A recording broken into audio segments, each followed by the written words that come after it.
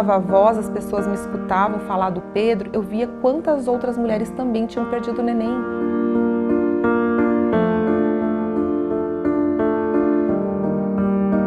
Não é porque ele não veio ao mundo que ele não fez parte da minha vida, da vida da minha família.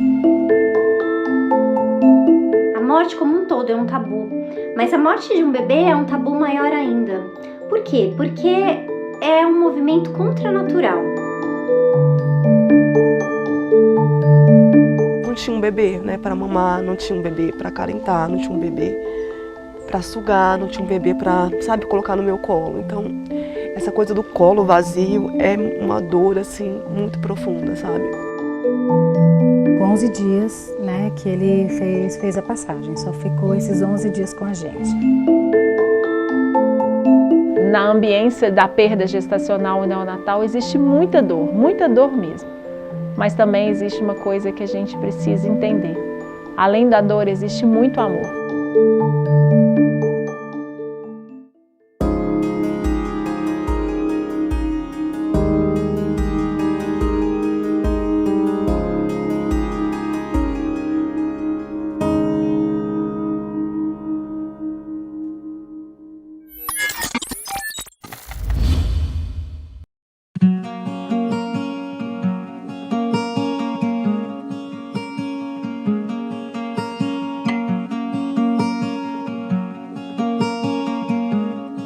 Durante a gravidez, eu, como muitas grávidas, escrevi um diário contando como estava a minha descoberta, como a gente estava indo com essa gestação.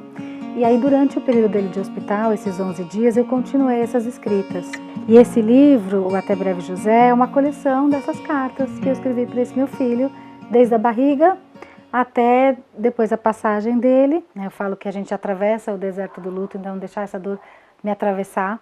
E depois poder ofertar isso para tantas mães, todos os dias eu recebo uma mensagem de alguma mãe que fala: obrigado por ter escrito José, eu estou passando exatamente isso, e agora eu posso dizer até breve Carla, até breve Joana, até breve Paula, até breve Maria.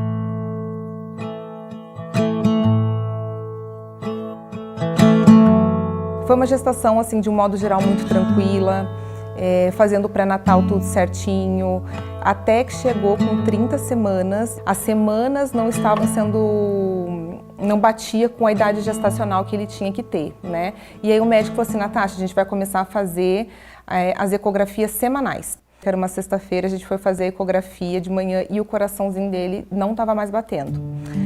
Foi um choque. Na hora que acontece a notícia da perda, a primeira coisa, você não acredita, você fala: não, peraí, tá tudo bem, tá aqui, eu vou ganhar ele semana que vem, o parto seria na semana seguinte, né? E aí ele falou: a gente vai ter que fazer a cesárea hoje à tarde, ou se você quiser a gente pode induzir o parto, o que você prefere? Aí na hora eu pensei assim: eu quero ser mãe. Acho que esse momento do hospital foi muito difícil, porque eu cheguei lá e a enfermeira, enfim, né, o profissional que veio falar comigo, veio com muita alegria e falou assim: Natasha, que legal, é hoje o seu parto, qual que é o nome do neném? E assim, eu falei: gente, ninguém falou pra ela. Eu falei assim: é o Pedro e ele morreu. Eu só consegui responder isso: ele é o Pedro e ele morreu. E aí o processo foi muito rápido, já me levaram para o centro cirúrgico, só que eu recém-operada, né, com a cirurgia. Minha mãe estava lá comigo no hospital, meu esposo foi atrás então do processo do cemitério. E aí, não sei se naquele momento eu comecei a pensar assim: mas eu quero ver o Pedro, porque até então eu achei que eu não queria ver. E eu falei: eu quero ver o Pedro. E aí eu falei para minha mãe: mãe, eu quero ver o Pedro, quero ver o Pedro, quero ver o Pedro. Aí essa parte é difícil.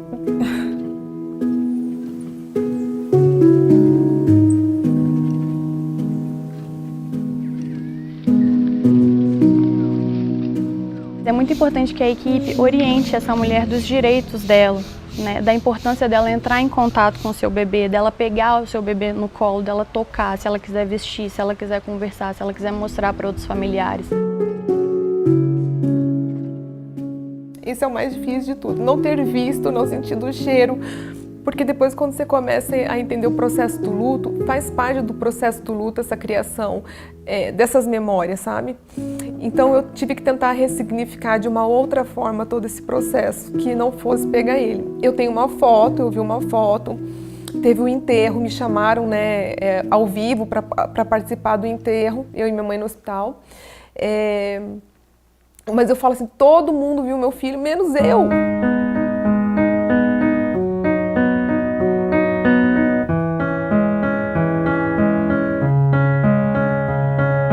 A literatura tem mostrado que mães que entram em contato com o seu bebê, que conseguem pegar eles no colo, que conseguem minimamente ter uma representatividade ali naquele momento, conseguem elaborar melhor esse luto posteriormente, né? Porque ela consegue trazer para o concreto, consegue ressignificar esse momento.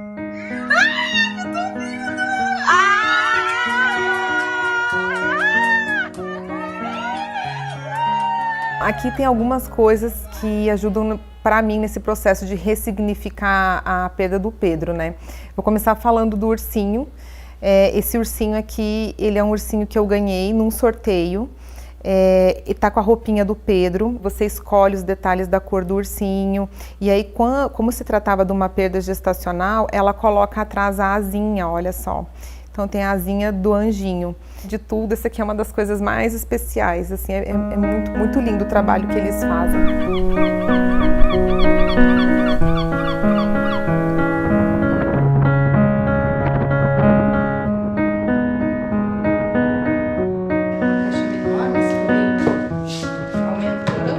Eu comecei a fazer algumas coisas artesanais, assim, nunca fiz curso de costura, mas eu tinha alguma noção de costura. E estraguei algumas roupas da Isabela até conseguir um ursinho que fosse postável, né, nas redes sociais. Até que eu comecei a notar que vinham muitas mulheres que tinham sofrido perdas, pediam informações, mas elas nunca faziam o ursinho. Até que um dia uma cliente me mandou uma roupa e ela me fez 2 pedidos. Ela pediu a cor dos olhos, que é uma coisa normal, né?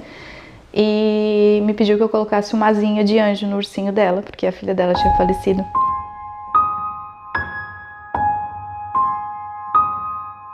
Esse aqui, eu sei que a história dela é que ela teve gêmeos. E um deles não sobreviveu. Daí a gente fez o ursinho com a asinha, né? Representando onde esse bebê mora. Ele tem o zíper aqui porque ele tem o som do coração, se a gente apertar aqui, ó. Sai o coração do bebê.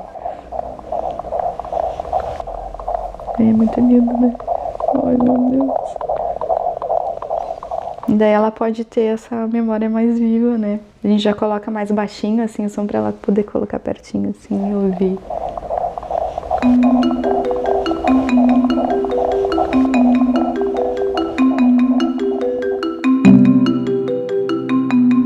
Não existe uma perda mais dolorosa ou menos dolorosa que outra. Cada mulher vai vivenciar isso de uma forma, independente do tempo que ela passou com seu filho. Se ele morreu intraútero, ou se ele teve alguns segundos de vida, ou semanas, ou dias.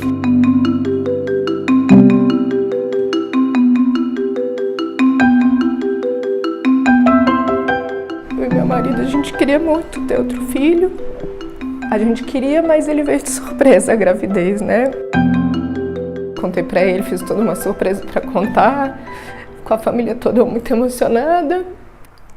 Com 1 mês e pouquinho, a gente descobriu que a gente perdeu a gestação.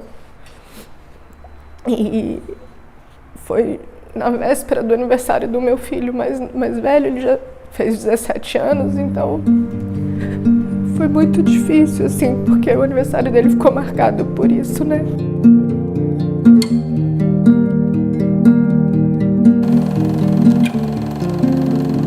Em 2013, eu e meu companheiro, a gente planejou uma gestação e rapidamente a gente engravidou.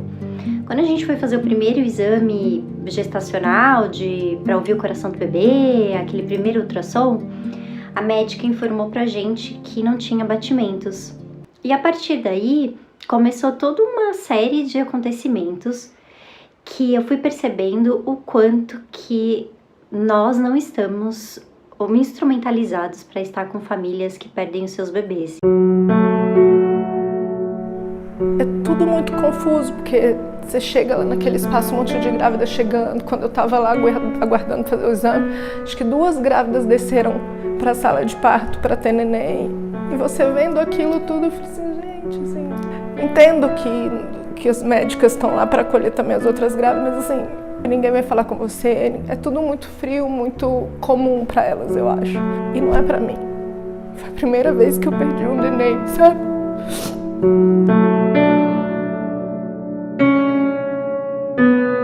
E aí depois disso foram sucessões de acontecimentos, né, que culminaram com a minha curetagem numa maternidade grande de São Paulo, referência em São Paulo, e que eu fiquei na mesma ala das pessoas que estavam tendo os bebês, em frente a um berçário, com vários bebês ali. Então todos os quartos tinham os enfeites de porta de maternidade, menos o meu quarto. Colocar num espaço que seja mais adequado para ela, não começar a imaginar todos os desfechos possíveis, né, dessa falta de batimento cardíaco ou algum outro problema que tenha sido encontrado no exame, que ela ainda não tem a informação sobre aquilo, ela ainda não sabe qual que é o prognóstico da situação.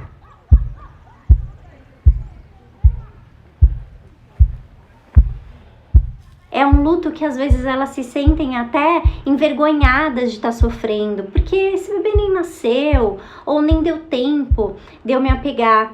É como se isso justificasse. Eles só estão repetindo o que socialmente a gente acredita mesmo, que a morte desses bebês, ela é menos validada do que a morte de uma outra pessoa que você conviveu mais tempo.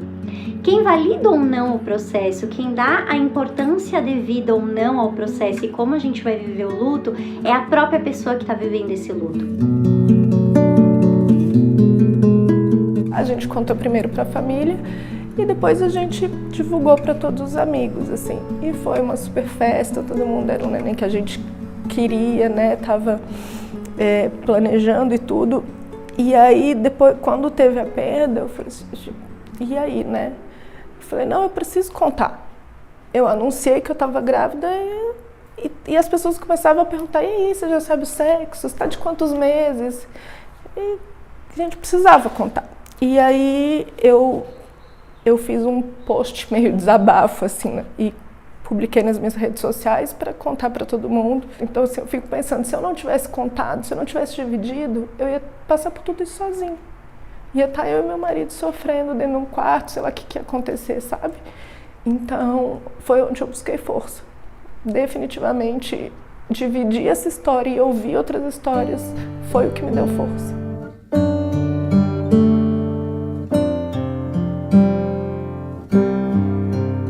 Eu tenho uma empresa de chás. Quando a gente estava definindo o que seria, né, de lembrancinha de nascimento do Pedro, eu falei, eu vou desenvolver e vou criar um chá personalizado para ele. E aí nesse chá eu fiz um chá mais calmante, mais relaxante.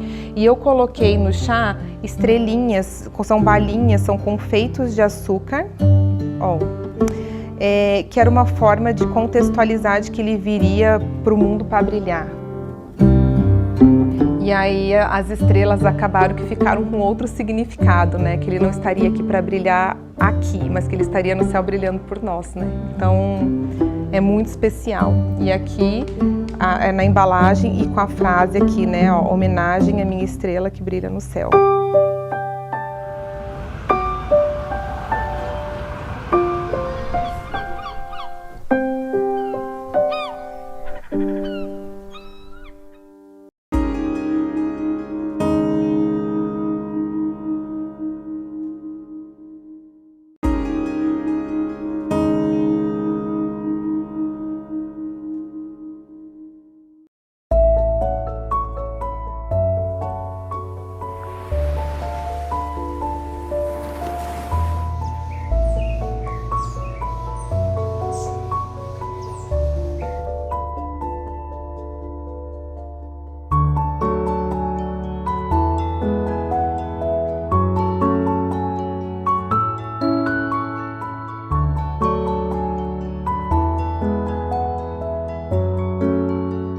Paula Beltrão. Eu sou fotógrafa de família na cidade de Belo Horizonte há pouco mais de 10 anos. Dentre o segmento da fotografia de família, eu escolhi me especializar em fotografia de parto, em registros de nascimento.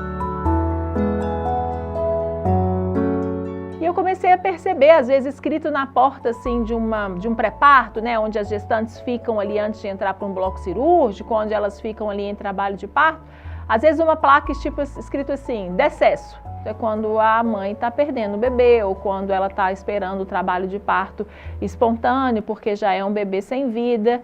Uma cliente minha, que hoje é uma amiga querida, ela me mandou uma mensagem falando assim, Paula, eu tô vendo que você fotografa partos, que você registra os encontros, que você fotografa os nascimentos, e eu estou gerando um bebê que eu não sei qual que vai ser a expectativa de vida dele, uma vez que ele tem uma doença dita pela medicina incompatível à vida.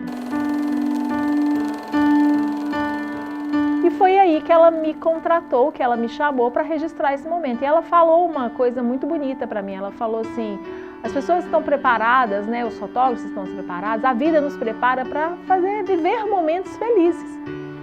E ali vai ser o meu momento com ele, vai ser o momento da minha despedida talvez com ele. Eu quero ter esses momentos eternizados através de um registro fotográfico com um olhar de carinho mais apurado. E foi lá que eu fui e fiz esses registros. Esse bebê realmente ele viveu 1h20. Ele partiu no colo da mãe, muito sereno, com uma ambiência de muito amor. A gente busca acolher, a gente busca mostrar um outro lado da partida de um filho. A gente busca mostrar para aquela família, para a equipe médica, dentro das maternidades, a importância da gente fazer com que aquele momento, que é único, seja respeitado. É um registro fotográfico de encontros mesmo. São de detalhes esses que ela só vai lembrar através da foto, de detalhes de uma mãozinha com a outra, de uma orelhinha, de uma boquinha, do corpinho do bebê, dos olhos, do rostinho. E uma das coisas que a gente faz, além do registro fotográfico, a gente cria memórias. Essas memórias são criadas através de uma caixa de memórias que eu levo quando eu faço os acolhimentos presenciais. Então, dentro da caixinha, a gente deixa um pedacinho do cabelo, um print, onde eu faço aqui o pezinho do bebê, eu coloco na tela, eu passo a tinta de carimbo e deixo aqui um print do pezinho do bebê. E eu deixo 2 passarinhos também para ela, que é o símbolo do Grupo Colcha, né? São passarinhos que voaram. Dentro desses 2 passarinhos, eu instruo a família a um deixar dentro da caixinha e o outro deixar no caixãozinho com o bebê, quando o bebê é enterrado.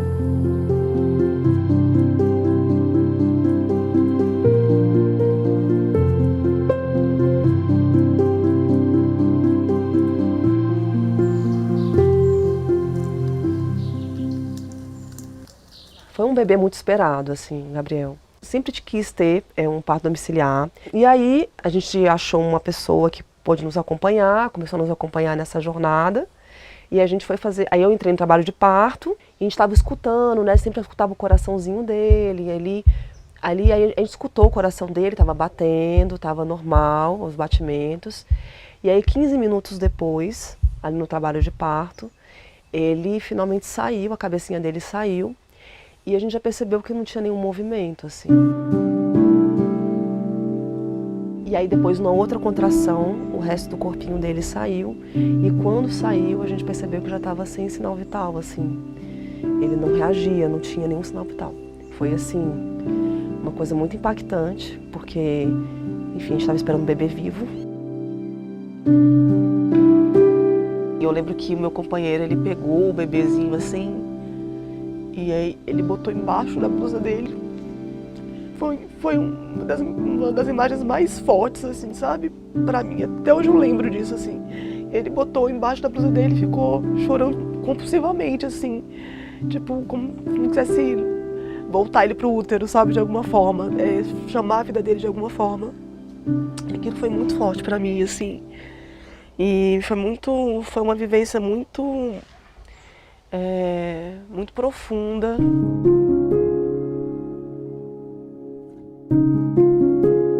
Foi um processo de luto bem profundo também, assim, que eu precisei me recolher bastante, juntar alguns caquinhos, reconhecer as minhas feridas, limpar elas, cuidar delas.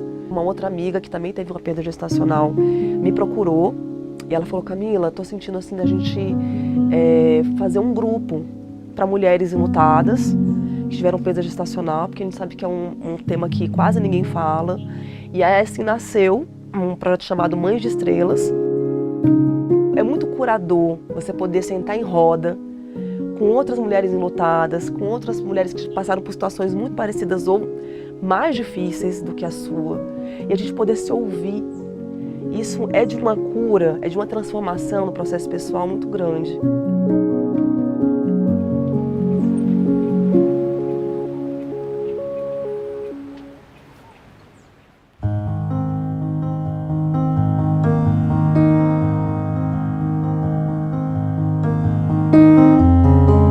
Há 5 anos a gente viveu o maior desafio das nossas vidas, que foi o nascimento do Henrico, nosso filho do meio.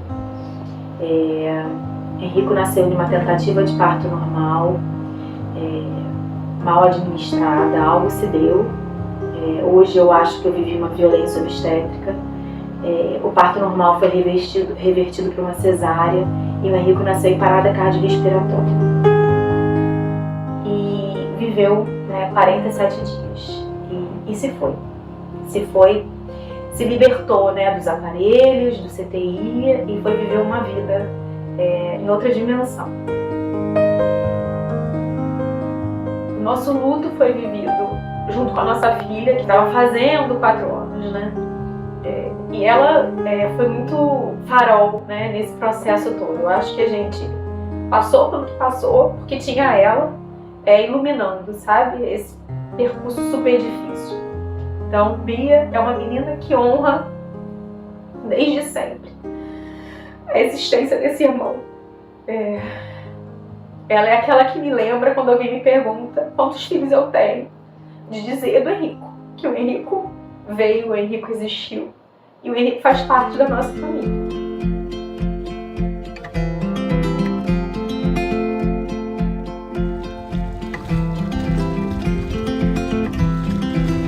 Quantas páginas dos capítulos da minha vida foram escritas com mais beleza, com mais riqueza, com mais verdade, com mais amor, por conta dele. Então isso acho que é honrar, é a gente viver melhor depois da perda. O livro é um sonho realizado. Cada vez que uma pessoa lê o livro e manda uma mensagem para mim dizendo que esse é exatamente o livro que eu gostaria de ter lido quando eu perdi o meu bebê, eu me emociono muito, porque foi nessa intenção que eu escrevi esse livro. Ele é um híbrido que traz tanto informações práticas para as famílias enlutadas depois da perda de seus filhos, então sobre direitos das famílias, sobre rituais, quanto também essa parte do acolhimento, sobre como você que é amigo dessas famílias pode acolher, como a tua empresa pode receber melhor essa família na hora que essa pessoa voltar ao trabalho, como o irmão mais velho pode ser acolhido dentro da perda, como os avós passam pelo luto. É importante inserir, essa irmã, esse irmão que faz parte dessa perda e ajudar ela também a processar isso como uma perda de um bebê que existe, que existiu e que faz parte da família. Durante o processo do luto, eu me descobri grávida e foi maravilhoso. Foi maravilhoso poder viver outra gestação, poder me despedir do José, entender que agora essa barriga é a barriga dela, que ela vai chegar e que ela chegou do jeito dela, que hoje é uma menina tão saudável, tão alegre, tão colorida. Eles costumam dizer que chamam o bebê arco-íris, o bebê que nasce depois da perda. A minha é total arco-íris, assim, acho que não tem criança que defina melhor o que é arco-íris do que ela. Depois do Gabriel, 7 meses depois, eu fiquei grávida de novo. E hoje a minha filha arco-íris, chamada Sara, que tem 11 anos. Então ela nasceu no ano seguinte. Então assim, a gestação dela foi um misto de medo e assim, expectativa. Foi assim, muito difícil, uma gestação muito difícil. Porque era um útero enlutado, um desejo de ver esse bebê. Tive um parto ali de 3 horas e meia de trabalho de parto, foi lindo, ela saiu tranquilamente. Quando a gente ouviu o chorinho dela, essa outra coisa que foi muito lindo, sabe? Nossa, a gente queria explodir de felicidade. Quando ela saiu, a gente ouviu o chorinho dela, falou, gente, ela tá viva. Ela tá viva, sabe? Foi assim, foi uma coisa que, ai, foi uma cura também muito grande, sabe?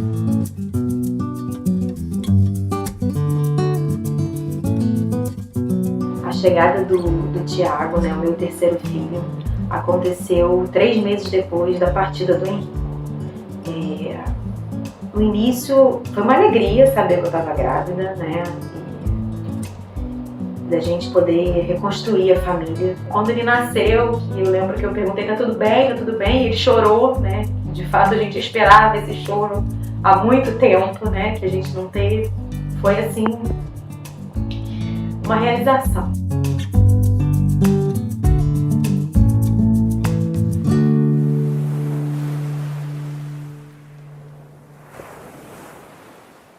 Sem a gente querer, não estávamos tentando, eu descobri que eu estava grávida de novo. Aí fui fazer ecografia, a médica confirmou, você está grávida, é uma gravidez que está no útero, né, não está nas trompas, está tudo bem. Passaram 10 dias, a gente foi novamente fazer ecografia e aí, para nossa surpresa, eram gêmeos.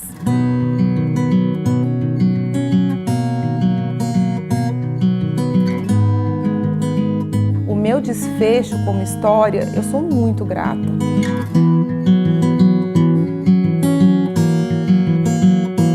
O desejo de engravidar só aumentou e a gente com certeza vai tentar de novo. Porque a morte, ela é um portal dentro da vida, ela não é o contrário da vida, ela está dentro da vida. E quando eu entendo isso, quando eu posso viver meus lutos, eu atravesso esse portal e a vida segue, e eu sigo junto com ela, já muito mais fortalecida, com outra consciência, né?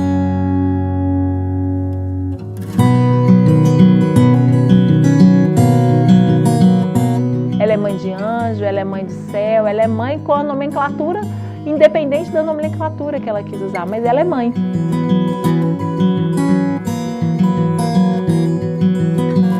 Você não está sozinha, você não precisa atravessar sozinha. Vai melhorar.